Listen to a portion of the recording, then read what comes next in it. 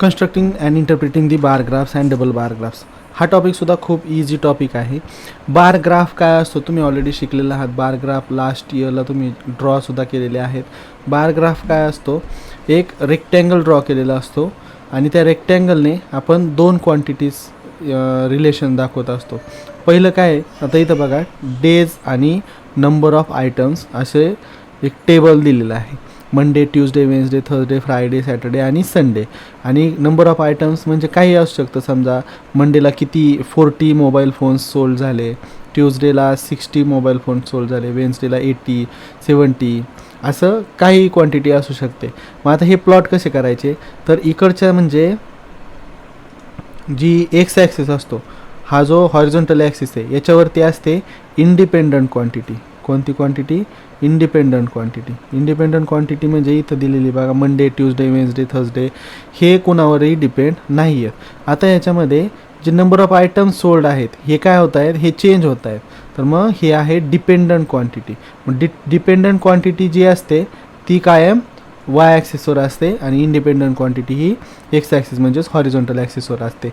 आता जेव्हा इथं लिहिलेलं आहे डेज आणि आपण खाली लिहिणार आहोत डेज, तर मग आपण इथं न चुकता डेज आणि एक ॲरो ड्रॉ करायचा आहे. आणि इकडच्या बाजूला काय नंबर ऑफ आयटम्स आणि ॲरो वरच्या बाजूला ड्रॉ करायचा आहे. आता इथं स्केल काय दिलेलं आहे, 1 unit is equal to 20 items. आता इथं पहा इथपासून इथपर्यंत काय आहे 1 युनिट आहे आणि आपण किती घेतलेलं आहे 0 पासून 20, 20 पासून 40, 40 पासून 60 म्हणजे ह्या दोघांमध्ये कितीचा डिफरन्स आहे, 20चा डिफरन्स आहे. म्हणजे 1 युनिट इज इक्वल टू किती आहे 20 आयटम्स. ठीक आहे. मग आता हे स्केल टॉप राईट कॉर्नरला आपल्याला लिहायचं आहे, त्याला बॉक्स केला तरी चालेल. ठीक आहे. त्यानंतर number of items sold in a week हा जो टेबल आहे या टेबलला नाव द्यायचं आहे. आता हे नाव का द्यायचं आहे ते तुम्हाला सांगतो. हे पहा आपल्याला दिलेलं असतं number of items sold during a week in a shop are given below.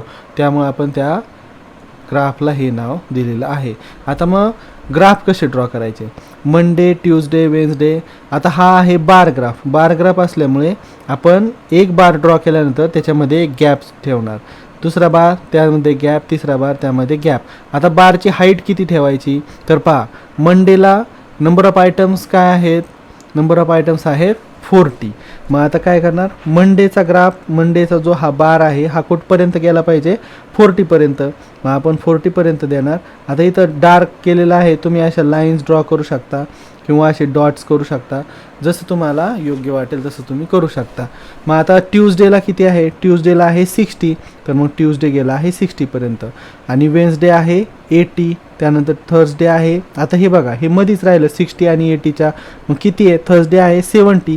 मग आता इथं 60 आहे, इथं 80 आहे, तर मग 70 कुठं असणार, ह्या दोघांच्या मध्ये असणार 60 आणि 80च्या मध्ये. मग मध्ये म्हणजे कुठं, तर तो एक्झॅक्टली सेंटरला असणार. म्हणून आपण काय केलं, थर्सडे हा 60 आणि 80च्या अगदी सेंटरपर्यंत घेऊन गेलेलो आहोत. तसंच इथं सुद्धा संडेला किती आहे 110. आता इथं डायरेक्ट 100 नंतर 120 आहे, तर मग 110 कुठं असायला पाहिजे, ह्या दोघांच्या मध्ये. तर इथं मार्किंग करायची आणि इथं स्केल ठेवून तुम्ही बरोबर संडेसाठीचा जो बार आहे तो इथं आणून कट करायचा आहे. ठीक आहे. आता बार ग्राफमध्ये अजून एक टाईप आहे, तो म्हणजे डबल बार ग्राफ. आता हा डबल बार ग्राफ काय असतो, डबल बार ग्राफ कधी कधी काय होतं, बार ग्राफमध्ये फक्त आपण सिंगल इन्फॉर्मेशन शो करू शकतो, मंडेला 40 आयटम्स सेल झाले. पण कधी कधी असं असतं की एकाच वेळी एकापेक्षा जास्त आयटम्स आपल्याला शो करण्याची गरज पडते, त्यावेळेस आपल्याला डबल बार ग्राफची गरज पडते. फॉर एक्झाम्पल हे सेकंड एक्झाम्पल बघा. फर्स्ट लाईननं दिले व्हेजिटेबल्स कॅरट, टोमॅटो, झुचिनी, त्यानंतर स्क्वॅश आहे आणि पोटॅटो आहे. आता हे जे असणार आहे फर्स्ट जी लाईन आहे ही काय आहे, इंडिपेंडंट व्हेरिएबल, आणि हे जे दोन असणार आहेत हे असणार डिपेंडंट व्हेरिएबल. मग इंडिपेंडंट व्हेरिएबल हॉरिझॉन्टल लाईनवरती येणार म्हणजे व्हेजिटेबल्स, आणि डिपेंडंट व्हेरिएबल्स इकडे येणार नंबर ऑफ व्हेजिटेबल्स. आता इथं मगाशी काय होतं, आपण डायरेक्ट लिहिलं होतं की नंबर ऑफ आयटम्स, पण आता यामध्ये काय दोन वेगवेगळे जुलै आणि ऑगस्ट असे मंथ दिलेले आहेत. मग काय करावं लागणार आपल्याला, दोन बार ग्राफ जे दोन बार्स असणार आहेत हे दोन एकमेकांमध्ये डिस्टन्स न ठेवता जॉईन करायचे आहेत. आणि आता इथं बघा मग ह्या दोघांमध्ये ओळखायचं कसं, तर जुलै आणि ऑगस्ट, जुलैसाठी आपल्याला एक मार्किंग करावी लागेल, ऑगस्टसाठी एक वेगळी मार्किंग करावी लागेल. फॉर एक्झाम्पल जर समजा आपण असं पण करू शकतो की असे दोन ग्राफ्स जे असणार आहे ते शेजारी शेजारी ड्रॉ केलेले आहेत, ठीक आहे. तर मग एक जो ग्राफ आहे त्याला आपण असं हॅशिंग केलं आणि दुसऱ्या बार ग्राफला आपण असं डॉट्स केले. पण मग आता जर समजा हा फर्स्ट जो होता तो काय होता, जुलै होता आणि दुसरा काय होता, ऑगस्ट होता. तर मग आपल्याला इकडे काय करावं लागणार, जे हॅश केलेले आहेत हा काय आहे, जुलै, आणि जे डॉट केलेले आहेत हा काय होता, ऑगस्ट, असं लिहावं लागेल.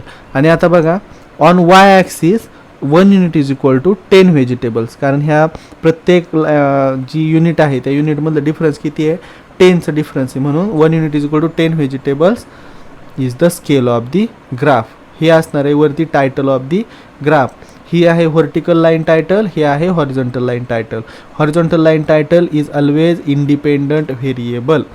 एवढं लक्षात ठेवलं तरी खूप झालं. आता बघा याच्यावरचे प्रॉब्लेम सॉल्व करायचे. हां, आता दुसरं एक आहे, how to read the graph. आता रीड कसा करायचा, what information is given in the bar graph. ते कुठं दिलेलं असणार, टायटलमध्ये. Marks obtain by students in different subjects जे दिलेलं आहे ते असणार आहे टायटलमध्ये. In which subject did the student score the highest in the first term. आता फर्स्ट टर्म दिलेलं आहे, तर मग इथं दोन दोन आहेत, डबल बार ग्राफ आहे. फर्स्ट टर्म कोणती आहे, डार्कवाली फर्स्ट टर्म आहे. मग ही जी आहे ही फर्स्ट टर्म आहे. मग हायेस्ट कोण आहे बघा बरं, हायेस्ट दिसतोय इंग्लिशमध्ये काय केलेलं आहे, हायेस्ट मार्क्स स्टुडंट्सने आणलेले आहेत. In which subject was the difference between the scores of the first and second term is the list. म्हणजे काय करावं लागणार, आता तुम्हाला सगळे जे नंबर्स बार्स आहेत ह्या बार्सची व्हॅल्यू फाइंड आउट करायची आणि ह्या दोघांमधला डिफरन्स फाइंड आउट करायचा.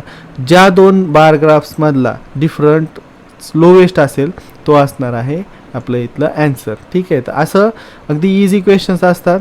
याला जेव्हा आपण तुम्ही चेक करता तेव्हा काय करायचं, तर स्केल ठेवायची आणि हा नंबर कुठपर्यंत जातोय ते चेक करायचं. आता बघा इथं 50 आणि 60च्या मध्ये एखादा असता तर आपण काय लिहिलं असतं, तो 55 आहे, बरोबर.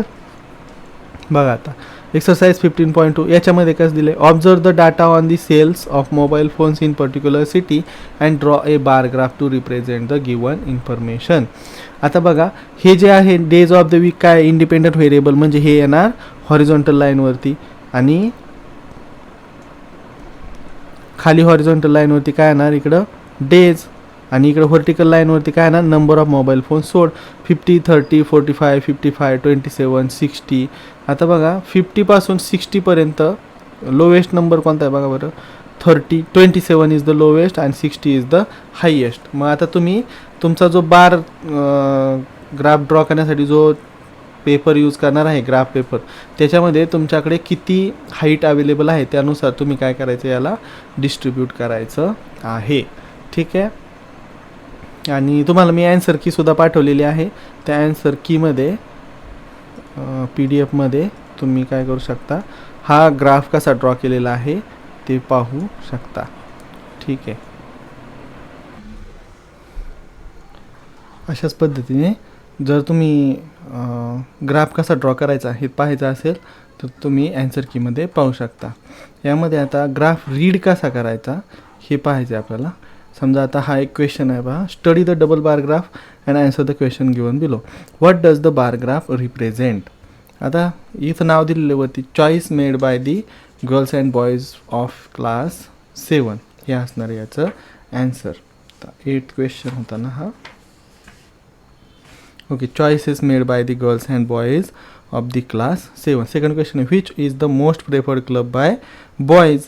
आता बॉईज आणि गर्ल्स, तर गर्ल्स बॉईज म्हणजे हा फेंटवाला, तर मोस्ट प्रेफर्ड म्हणजे हायेस्ट हा आहे, तर काय असणार answer, electronics will be the answer. How many students are there in class 7. तर आता 7th क्लासमध्ये किती स्टुडंट्स आहेत हे जर फाइंड आउट करायचं असेल तर काय करावं लागेल, या सगळ्या बार्सची सम करावी लागेल. म्हणजे हे किती आता 14, 16च्या मध्ये म्हणजे हे किती असणार आहे, हे 15. तर तुम्ही असं लिहून घेऊ शकता, हे किती आहे, हे आहे 15, त्यानंतर हे आहे 12, हे आहे 24, हे आहे 16, 10 आणि असं सो ऑन. आणि ह्या सगळ्यांची सम केली की तुम्हाला काय मिळेल, टोटल नंबर ऑफ स्टुडंट्स मिळून जातील. त्यानंतर which are the most and the least preferred club by the girls. गर्ल्सने मोस्ट आणि लिस्ट प्रेफर्ड, मोस्ट प्रेफर्ड म्हणजे हायेस्ट, तर गर्ल्स कुठे इथे म्हणजे ब्लॅक्स जे बार्स आहेत ते आहेत गर्ल्स. तर मोस्ट प्रेफर्ड काय असणार आहे, फाईन आर्ट्स. आणि लिस्ट प्रेफर्ड काय असणार आहे, कुठे गेलं सगळ्यात छोटा, योगा. तर अशा टाईपचे क्वेश्चन्स असणार आहेत, अगदी इझी क्वेश्चन्स असणार आहेत. आता याच्यानंतर जो पार्ट येतो, probability using data through experiments. Probability काय, chance, what is the chance of something happening. जसं की today will be cloudy day, तर मग आज क्लाउडी डे होऊ पण शकतो, नाही पण होऊ शकत, अशी काही श्युअरिटी नाही आहे. पण 0 आणि 1च्या मध्ये ही प्रॉबॅबिलिटी असणार. 0 म्हणजे होऊच शकत नाही, 1 म्हणजे होऊ शकतो, कन्फर्म होऊ शकतो. आता याच्यामध्ये 3च पॉसिबिलिटी असतात पहा. एक असते सर्टन, म्हणजे 100% होणार म्हणजे होणारच, त्यामध्ये चेंज होऊ शकत नाही. For example, the next independence day will be on the 15th August. Independence day 15th ऑगस्टलाच येणार, मागे पुढे होऊ शकतो का, नाही होऊ शकत. म्हणजे हा जो असणार आहे, हा जो इव्हेंट आहे हा असणार आहे सर्टन इव्हेंट. ठीक आहे. त्यानंतर can happen but not certain. Tomorrow will be a cloudy day. आता can happen, tomorrow will be a cloudy day, or cannot happen, tomorrow cannot be a cloudy day, so this will be not confirmed. म्हणजे possible आहे किंवा possible नाही हे आपण सांगू शकत नाही, म्हणून आपण म्हणणार can happen but not certain. Impossible, impossible म्हणजे काय, समजा हे होऊच शकत नाही. मग आता a dice toss shall land with 8 on top. आता डाईसवरती 1 पासून 6 पर्यंतचे नंबर्स असतात. मग आता 8 असतो का डाईसवरती, 8 नसतो. म्हणजे याचा अर्थ काय, आपण डाईस जर थ्रो केला तर टॉपवरती 8 येण्याची शक्यता आहे का, नाही. म्हणजे इट इज इम्पॉसिबल इव्हेंट, हा शक्य नाही. मग आता हे 3च टाईप आहेत. आपल्याला अगदी इझिली फक्त एवढं विचारलं जातं की हा इव्हेंट कोणत्या टाईपचा आहे, मग कोणता सर्टन आहे का, can happen but not certain, आणि किंवा इम्पॉसिबल टाईपचा इव्हेंट आहे. त्यानंतर आता प्रॉबॅबिलिटी. प्रॉबॅबिलिटी काय असते, टोटल पॉसिबल आउटकम्स हे डिनॉमिनेटरला लिहायचं आणि त्यातले किती पॉसिबल आहेत हे कुठं लिहिणार आपण, न्यूमरेटरमध्ये लिहिणार. फॉर एक्झाम्पल, आता जर समजा आपण एक डाईस थ्रो केली आणि probability of getting 6 on the top, म्हणजे आता एका वेळी डाईस थ्रो केल्यानंतर किती पॉसिबिलिटीज आहेत, एकच पॉसिबिलिटी आहे. म्हणजे एकतर 1 येईल किंवा 2 येईल किंवा 3 येईल किंवा 4 किंवा 5 किंवा 6, यामधला एकच येईल. तर मग प्रॉबॅबिलिटी काय, यामधला कोणता तरी एक येईल. आणि टोटल किती आहेत, टोटल 6 पॉसिबिलिटीज आहेत. 1 येऊ शकतो, 2 येऊ शकतो, 3 येऊ शकतो, पण ह्या सगळ्यातला एकच कुठला तरी येणार, म्हणून आपण त्याची प्रॉबॅबिलिटी देणार 1/6. मग आता प्रॉबॅबिलिटी ही केवळ कायम 0 आणि 1च्या मध्येच असते. आता हे लक्षात ठेवायचं, the probability of any uncertain event is always a fraction with the value between 0 and 1. If the concurrence of an event is impossible then it is probability is 0, and if the occurrence of an event is certain then its probability is 1. आता ह्याच्यावरचे आपण examples पाहूयात. अगदी easy examples आहेत. Tell whether the following events are certain, impossible or can happen but not certain. Choosing 4 face cards of spades. आता हे possible आहे की नाही आहे बघा बरं. This can happen but not certain.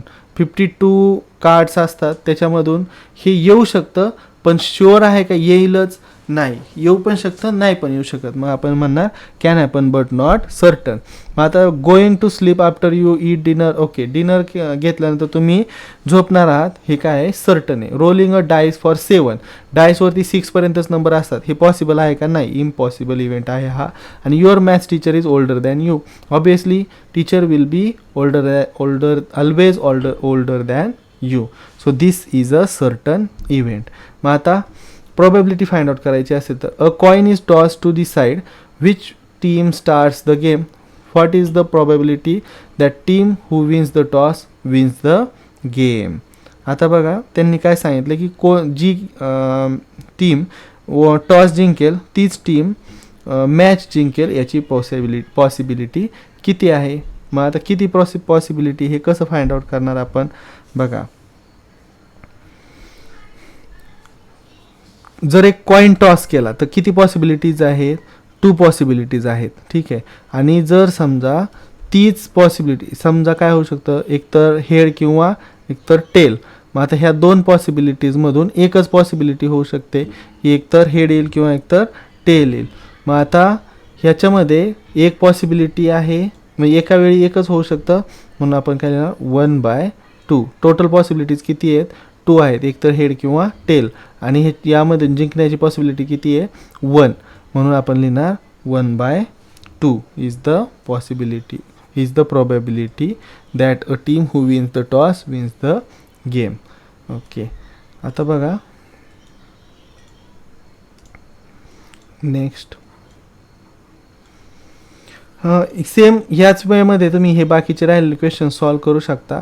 याच्यामध्ये काय असं डिफिकल्ट क्वेश्चन्स नाही आहेत, फक्त टोटल नंबर ऑफ आउटकम्स ही डिनॉमिनेटरला येणार आणि जे प्रोबॅबल आउटकम्स आहेत ते वरती येणार न्यूमरेटरमध्ये, आणि त्याची फक्त फ्रॅक्शन्स लोवेस्ट टर्ममध्ये आणायची आहे. तर मला वाटतं की आता सगळे डाऊट्स क्लिअर झाले असतील, आणि थोडीशी प्रॅक्टिस करा जर तुम्हाला वेळ मिळाला तर.